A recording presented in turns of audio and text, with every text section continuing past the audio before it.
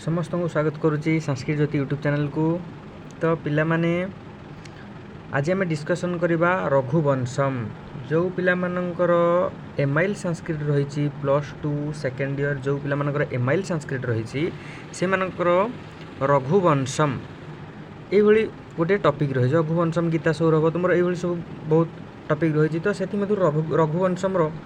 प्रथम सर्गटी आमर रही तार कि श्लोक रही जोटा कि राजा दिलीपंकर राज्य शासन राजा दिलीपंकर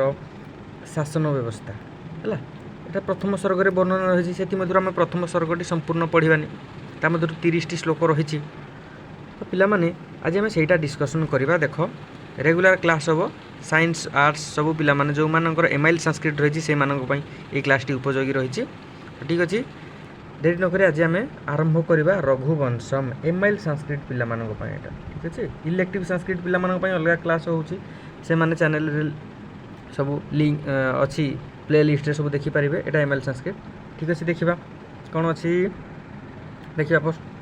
महाकवि कालिदास प्रणीतम रघुवंश महाकाव्य महाकवि कालिदास यही रघुवंश महाकाव्य को रचना करते रघुवंश रचनाकार होते महाकवि कालिदास। तस्य प्रथम सर्गात रघुवंश से परिचय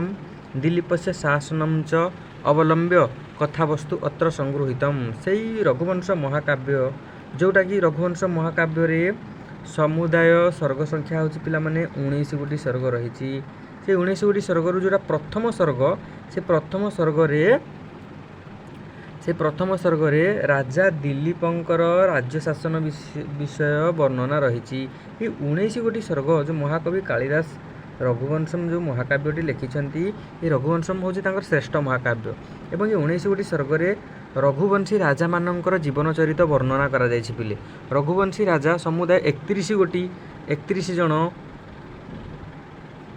राजा जीवन चरित विषय एठारे वर्णना करा जायछि। ठीक अच्छे तो ये रघुवंशर प्रथम राजा होउछन्ति जे कि किए ना पिला माने होउछन्ति दिलीप मुख्य राजा को आम जदि गणना करवा आ शेष राजा होउछन्ति किए अग्निवर्ण। ठीक अच्छे पिला माने प्रथम राजा होउछन्ति दिलीप 31 नंबर राजा जे होउछन्ति से होउछन्ति अग्निवर्ण। ठीक अच्छे ये मन रखिल। ठीक अच्छे तो देखिबा रघुवंश महाकाव्य रे के भली भाव रे राजा दिलीपंकर राज्य शासन इत्यादि को वर्णना करा जायछि अर्थात रघुवंश से राजा मानकर वीरत्व के भली भाव वर्णना कराई आम ये देखा। ठीक अच्छे प्रथम श्लोक पढ़ा जाता प्रथम श्लोकटी हूँ मंगलाचरण रघुवंश महाकाव्य जेहेतु हूँ प्रथम श्लोक मंगलाचरण कह जाए पिला माने। ठीक अच्छे देखा मंगलाचरण कहीं करा जाए ना जो ग्रंथटी को लिखा जाता कि निर्विघ्न परिसमाप्ति घटू कौन से बाधा विघ्न न आसू से मंगलाचरण प्रयोग रही। कौन लिखिं महाकवि कालिदास आरंभ करवा रघुवंशम कौन अच्छे मंगलाचरण वागर्थाविव संपृक्त वागर्थ प्रतिपत्तये जगत पितरौ वंदे पार्वती परमेश्वरौ वागर्थ विव संपृक्त वागर्थ प्रतिपत्तये जगत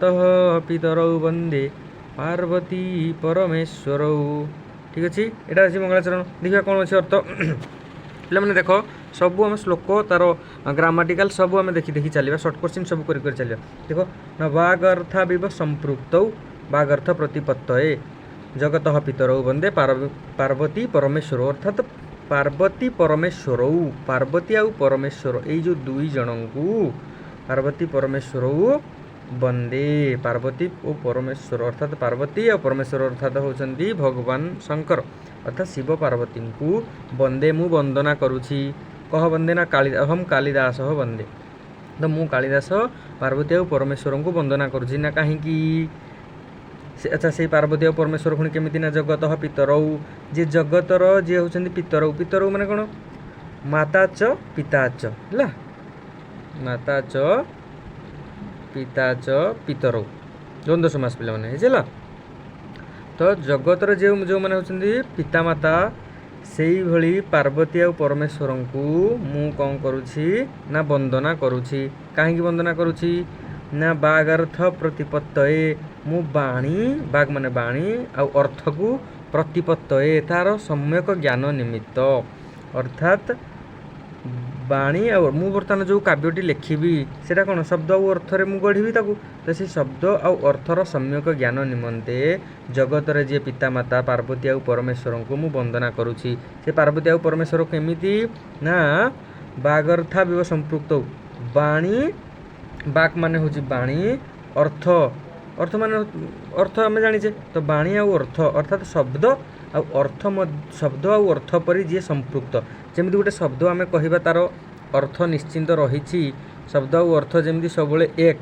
सेमती सब एकत्र होगी रही गोटे शब्द कह मैंने तार अर्थ निश्चिंत थी ठीक से भाव में शब्द आ अर्थ परि संपृक्त होता संश्लिष्ट होता परस्पर एकत्रित रही जगतर पितामाता पार्वती आ परमेश्वर को मु कौन करुच्ची ना मोर शब्द आ अर्थर ज्ञान पाई शब्द आ अर्थर ज्ञान पाइबापी मु वंदना करुच्ची बुझेगा पिला माने एणु आर अनुवाद केमिति हबो ना बागर्थ विव संपृक्त जगत पितरौ पार्वती परमेश्वरौ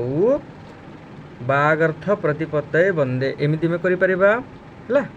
तेणु आम संपूर्ण ओडिया आम कौन बर्तमान ओडियाटा संपूर्ण देखीदेवा अर्थात मो बाग अर्थ प्रतिपत्तये बाणी आउ अर्थ अर्थात शब्द आउ अर्थर सम्यक ज्ञान निमित्त शब्द और अर्थ परि परस्पर संश्लिष्ट होई रहिथिबा जगतर पितामाता पार्वती आ परमेश्वर को मु वंदना करुछि। ठीक अच्छे पिला माने एटा से ही लिखा है तुम देखीदेव है जमी बाग और शब्द और अर्थ जो भाव में सर्वदा संपृक्त से भाई नित्य संपृक्त जगतर जो विश्वर पितामाता पार्वती आ परमेश्वर को मु शब्द और अर्थर सम्यक बोध निमित्त सम्यक ज्ञान निमित्त मु कालिदास वंदना करुछि। 1 नंबर श्लोक समस्त कंप्लीट होगा मंगलाचरण समस्ते घोषिदेव मुखस्थ करदे व्याकरण कौन रही देखीदेवा यार व्याकरण रही संधि विच्छेद फास्ट देखीदेवा इंपोर्टाट रही बाग अर्थ इव बाक अर्थ इव है बाक युक्त अर्थ युक्त इव एटे जो औकार पर पिला माने जेकोसी जदि स्वर वर्ण एटा जेकोसी स्वर वर्ण रहिले कौन हो आब आदेश हो आब है ये जेहेतु अर्थ औकार रही स्वर वर्ण रही आब औकार बदले आब आदेश हो जाए आब हो जाए तेणु बागर्था बीब ठीक अच्छे बाक अर्थ इव बागर्था बीब मन रखी दियो। तापर कौन अच्छी बागर्थ प्रतिपत्ते बाक युक्त अर्थ प्रतिपत्तये बाक युक्त अर्थ प्रतिपत्तये ठीक अच्छे। नेक्स्ट देखा कौन कारक विभक्ति रही देखा कारक विभक्ति कौन अच्छी संपृक्त है जमी बालक बालक संपृक्त संपृक्त यहाँ कौन कर्तरी प्रथमा ठीक अच्छे। जगत जगतर जगत शब्द षष्ठी विभक्ति एक वचन अच्छी जगत तेणु शेषे षष्ठी षष्ठी विभक्ति अच्छी शेषे षष्ठी ठीक अच्छे। बागर्थ प्रतिपत्तये तेणु बाणी आ अर्थर साधन निमित्त तेणु कहीं मुझे वंदना करुचे ना बाणी आ अर्थर साधन निमित्त तो निमित्तार्थ चतुर्थी हम ना बागर्थ प्रतिपत्तये निमित्तार्थे चतुर्थी कारक विभक्ति ठीक अच्छे। पार्वती परमेश्वर पार्वती आ परमेश्वर यही दुई जन को मु वंदना करुच्ची तेणु ये कौन हो कर्मणि द्वितीया है कर्मणि द्वितीया पार्वती परमेश्वर कर्मणि द्वितीया ठीक अच्छे कारण ये दुई जन को बालक बालक बालक बालकम बालक बालकान पार्वती परमेश्वर है द्वितीया कर्मणि द्वितीय अच्छी ठीक अच्छे। देखीदबा समास कौन अच्छे एठे बाग अर्थ बाग च अर्थश्च इतरेतर द्वंद्व समास है बाग अर्थ कौन बाग च अर्थश्च इतरेतर द्वंद्व समास ठीक अच्छे पिला माने तापर कौन अच्छी तापर आम कौन बाग अर्थ बीब बाग अर्थ इव ये मध्य नित्य समास हो पार ठीक अच्छे। तापर नेक्स्ट देख बाग अर्थ प्रतिपत्ते बाग च अर्थश्च बाग अर्थ एटा है इतरेतर द्वंद्व समास होगा तयो प्रतिपत्ति षष्ठी तत्पुरुष है एटा बाग अर्थ प्रतिपत्तये एटा कौन अच्छे बाग च अर्थश्च ये जो इतरेतर द्वंद्व समास तयो प्रतिपत्ति ये हूँ षष्ठी तत्पुरुष समास ठीक अच्छे पिला माने। तापर कौन अच्छी पितरौर देख एटा इंपोर्टाट पिला माने पितरौर समास कौन माता च पिता च एकशेष द्वंद्व समास एकशेष द्वंद्व समास एकशेष द्वंद्व समास कहीं पिला माने द्वंद्व समास कारण माता च पिता च एटा पितरौ कारण ए जड़े पूरा शेष होगा लोप होगा मातार अस्तित्व हटिगला पितरौ होगा तेणु से एकशेष द्वंद्व समास है। आ पार्वती परमेश्वर पार्वती च परमेश्वरश्च ये हूँ पार्वती आ परमेश्वर ये इतरेतर द्वंद्व ये भी रोचंदी से भी रोचंदी तेणु इतर इतर द्वंद्व आउ जो जो द्वंद्व कौन हो जाए ना जनकर संपूर्ण लोप पाई जाइकरी आउ जनकर आधिपत्य रुहे ताकू कहा जाए एक शेष द्वंद्व। ठीक अच्छे पे नेक्स्ट देखा 2 नंबर देखा कौन अच्छी ना को सूर्य प्रभवो वंश को चाल्प विषयामति तितीर्षु दुस्तरम मोहात उड्डुपे नास्मि सागरम। बढ़िया कथा कहले महाकवि कालिदास कारण जेहेतु रघुवंश महाकाव्य वर्णना करने से जाउछंती से कौन कहते रघुवंशीय राजा मानकर जीवन चरित्र को जेहेतु से वर्णना करने जाउछंती कौन कहते महाकवि कालिदास देख को सूर्य प्रभव वंश सूर्य प्रभव वंश अर्थात यही रघुवंशी राजा माने प्रथम सूर्यवंशी नाम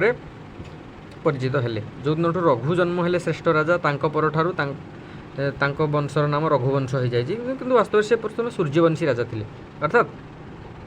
सूर्य प्रभव सूर्यंक ठारू प्रभव अर्थात सृष्टि होइथवा वंश को वंश केउठारे आउ को केउठारे बा अल्प विषयामति ही मोर अल्प विषययुक्त बुद्धि मोर अल्प विषययुक्त बुद्धि की अर्थात एडे सूर्यंक ठारू उत्पन्न होइथिबा श्रेष्ठ वंश केउठारे आ मोर स्वल्प विद्या बा स्वल्प विषययुक्त बुद्धि केउठारे एणु मु कोन करूची ना तितीर्षु दुस्तरम मोहात उड्डुपेनास्मि सागरम एणु मोहात मोहात माने कोन अछि मो मोहवशतः मोहात अज्ञानतावशतः मु कोन करूची ना एठे बोले दुस्तरम सागरम दुस्तर माने दुर्लंघनीय माने जहाँ को सहजरे अतिक्रम करिहेब नाही एभली दुर्लंघनीय सागर को मोहात मो अज्ञानतावशतः मु कोन करिया पई चेष्टा करछि उड्डुपेन उड्डुप शब्दर अर्थ पिले होछि भेला उड्डुप शब्दर अर्थ होछि कोन छोट भेला बा छोट डंगा ला बा छोट डंगा साहाय्य उड्डुपेन छोट भेला बा छोट डंगा साहाय्य तितीर्षु माने तरिबा को इच्छा तरिबा को जे इच्छा करे से कहा जाए कोन तितीर्षु तेणु कौन कह ना तितीर्षु तरिबा को इच्छा करू अच्छी अस्मि माने अच्छी ठीक अच्छे पे एणु कौन कह एणु मोहात मोर अज्ञानतावशतः मु कौन करने चेष्टा करुच्ची ना दुस्तरम दुर्लंघनीय कष्टर जहाँ को लंघन करा जाई परिबो सेही भलिया गोटे सागर को मु गोटे कौन ना उड्डुप छोट भेला साहाय्य छोट डंगा साहाय्य तितीर्षु अस्मि तरिबा बा पार होगा चेष्टा करुच्ची अर्थात गोटे छोट डंगा साहाय्य गोटे दुर्लंघनीय सागर को पारी हेबा जेमिति कष्ट ठीक से भली भाव मोर अल्प विद्यायुक्त अल्प विषययुक्त बुद्धि द्वारा एडे बड़ महान प्रतापशाली सूर्यवंशी राजा मानक वंशावली को वर्णना करवाटा सैया ठीक अच्छे पे अर्थात से कहते जे एडे बड़ सूर्यंक ठारू जात होइथिबा एते श्रेष्ठ वंश केउठारे आ मोर स्वल्प विषययुक्त बुद्धि केउठारे एणु मु कोन करूची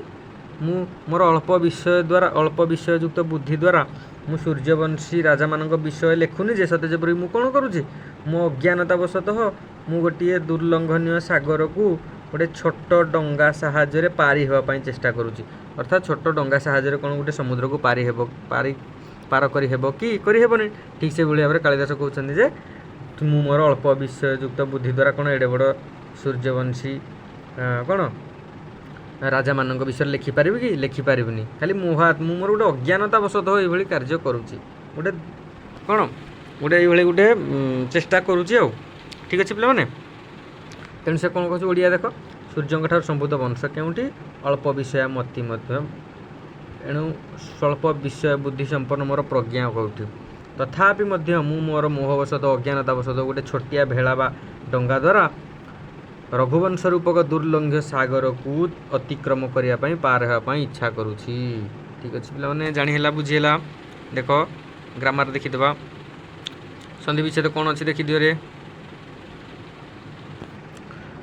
सूर्य प्रभव वंश सूर्य प्रभव युक्त वंश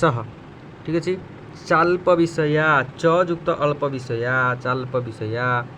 च युक्त अल्प विषय है ओ आउ अ मिसिले आकार हो जाए है दीर्घ संधि है ठीक अच्छे पे देख तापर कौन अच्छी तितीर्षु दुस्तरम तितीर्षु युक्त दुस्तरम तितीर्षु युक्त दुस्तरम तितीर्षु दुस्तरम मोहात उड्डुपेन अस्मि मोहात युक्त उडुपेन युक्त अस्मि। ठीक अच्छे पिला माने नेक्स्ट देखो कारक विभक्ति कौन अच्छे देखी देबारे वंश मति सूर्य प्रभाव ये हूँ कर्तरी प्रथम वंश कोह वंश केउठारे मति कोह मोर मति बुद्धि केउठारे सूर्य प्रभाव वंश ये कर्तरी प्रथम गले माने ठीक अच्छे बुझे ना बालक मति प्रभाव ये सब ये शब्द भाया हो ना तेणु कर्तरी प्रथम गले नेक्स्ट कौन अच्छी मोहात मोहवशत मोह कारण मोह हेतुरु अज्ञानता हेतुरु हेतु पंचमी यहाँ पे इंपोर्टाट मन रख उड्डुपेन जहा द्वारा पिले तेणु नौका द्वारा उड्डु भेड़ा द्वारा पारि हाँपाई चेष्टा करुँ जहा द्वारा तेणु से करण उड्डुपेन हूँ करणी तृतीया दुस्तरम सागरम ये हूँ कर्मणि द्वितीया बुझे दुस्तरम सागरम ये हूँ करणी कर्मणि द्वितीया तापर देख समास कौन अच्छी देखीदे टी सूर्य प्रभाव जस्य सह सूर्य प्रभाव बहुब्रीहि समास इंपोर्टाट मन रख पिले तापर अल्प विषय जस्याः सा अल्प विषया कारण एटा स्त्रीलिंग अच्छी तेणु अल्प विषय जस्या सा बहुब्रीहि समास ठीक अच्छे दुस्तरम जोटा दुखरे जहाँ माने अतिक्रम करा दुखेन तीर्यते यत् दुखपूर्वक जहाँ तीर्यते अर्थात अतिक्रम करा दुखेन तीर्यते यत् एटा हूँ प्रादि तत्पुरुष एटा प्रादि तत्पुरुष पिले मैंने करदेव ठीक अच्छे सेतिकी थाउ पिले दुईटी श्लोक भूमिका सहित दुईटी श्लोक संपूर्ण मन रखिदेव और तार ग्रामाटिकाल जहाँ जी डिस्कसन कली भल से प्रिपेरेसन करदेव से तुम आराम से तुम बुझीपार।